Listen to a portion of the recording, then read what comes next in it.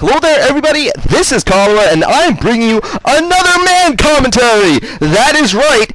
You may not have watched this. Some of you may have missed this, but this is actually one of the most important matches in 2009. This is the man toss Reach versus his wingman. Literally, both of them flying F-22 Raptors in the Korean Air Force. Reach versus Yellow.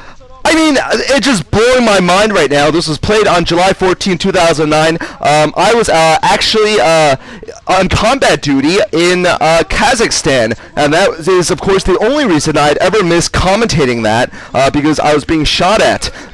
So Reach, though, was also being shot at. He was getting ready to go to North Korea at that time to save those 2 American journalists, and NCO, of course, was busy dealing with Reach's 15 girlfriends and 30 children in Korea for him. But now they're facing off against each other. And I have not watched this game. I don't know the results. I know Reach did not win the eStars tournament because, like I said, he was busy with the journalists in North Korea. But I don't know the results of this game, and certainly I'm expecting great things. Now, NCO and Reach have played many a game together. They have really been around since the beginning of StarCraft in Korea. NCO and Reach, I mean, seriously, they were both, of course, on the 2v2 team, often on KTF. Back when they were both on KTF, they played 2v2 as a team, and in the past, they've sparred off against each other very frequently. Also, those are different shots of the man toss. This is Outsider, by the way. Overall, the record is actually 10 wins for Reach versus 12 wins for NC Yellow after counting on the TLPD. Obviously, because Reach does not really respect the Zerg race, that's the only reason. Look at this. Even NC Yellow's poster has a picture of Reach on it because they are so awesome. Basically, Reach is actually called Iceman when he's piloting his jets, and his wingman is Tom Cruise, otherwise known as NC Yellow. Oh man. Seriously though, they do go cruising the night spots in South Korea, in Seoul, basically. Pretty much every night after winning in the Pro League, they go and find 10 girls to join them. Anyway, let's get to this match. This is going to be a one-base build here from Reach. Going for an old-school manly build here. Going for the gateway first. That's right, none of the sissy Bisu build stuff. None of this hair toss stuff. Let's see what NC Yellow does. NC Yellow hiding his drone very smartly there. Let's not forget, both Reach and NC Yellow have taken turns beating on Bisu. NC Yellow more recently in the Pro League, where he just schooled Bisu in a ridiculous game. Absolutely crazy game with Hydralisk drops and whatnot. Of course, you guys should check that out. But look at this. The man toss is not going for any kind of girly toss, forge, fast expand. He's going for some man lots right away. And Yellow might be in trouble here. Yellow start off with a 12 hatch here.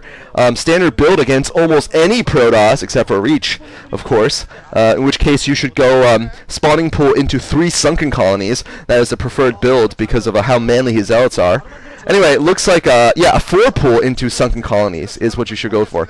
Yeah, so Reach right now basically is going to be able to do a surprise attack here on Yellow. We're going to see how Yellow, Reach's former teammate, or rather former, well, I guess partner in crime and in 2v2s, is going to be able to do this. Of course, they're both teammates now, and they are still, you know, wingmen now, literally, in the Air Force. And NC Yellow, oh, he sees the bad news. He's like, build that 4th egg full of lings. He needs all 8 lings there, and maybe some drones, otherwise he's going to lose his expansion and the game with it, most likely. But look at this, though. Reach waiting until he gets 3 zealots. I guess, obviously he did not go for an 8, you know, a proxy gate or anything like that.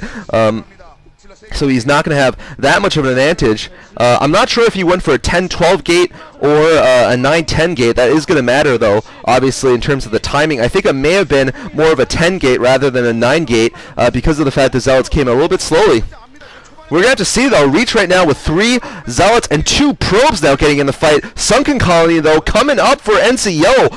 And Reach's Manlots may be in trouble here because Yellow looks like he's managed to stop the early attack very well.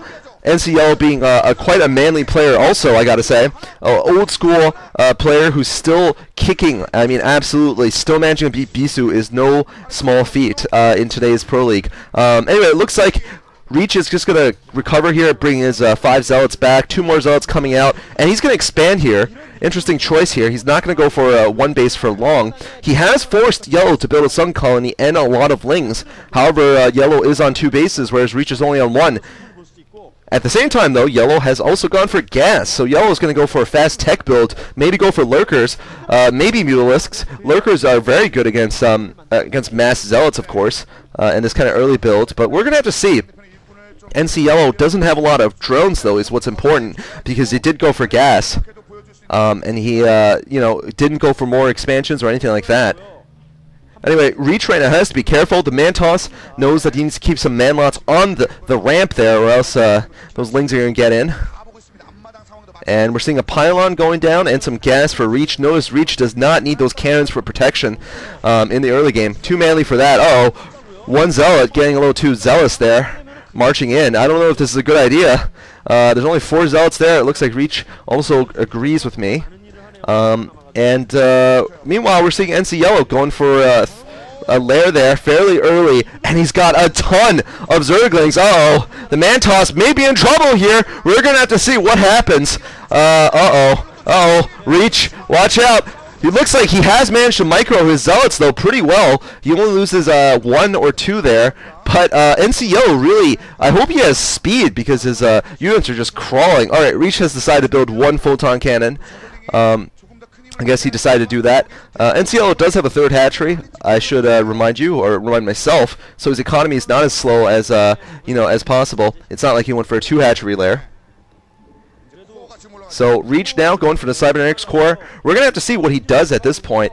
He doesn't have a Scout anymore, so he wouldn't know if there's a Spire or a Hydralisk Den. It is a Spire, though, so Reach may have to go Corsairs. On the other hand, he might decide to just risk going for Templar and getting Archons, perhaps, but his tech is going to be a little bit too slow for that if there are mass Mutalisks. Now, the probe is dead. I'm not sure if the probe saw the Spire or not. NCL probably wouldn't have been very happy had that probe spotted it. There's Yellow's first-person view. He is going to get a 2nd gas. If Reach spots the 2nd gas, he is going to know there's more likelihood of Lurkers or Mutalisks, of course. And it doesn't look like Yellow is going to try to go for a standard build here. He's not going to go Hydralisks, most likely. If he were, we wouldn't have seen that 2nd gas. Well, actually, look at this. The 2nd gas is canceled. We'd be seeing more hatcheries and a 3rd base. But perhaps that is what NCL is doing. As you see, he's still building drones. Reach is going to go for the Corsairs. He needs that scouting information.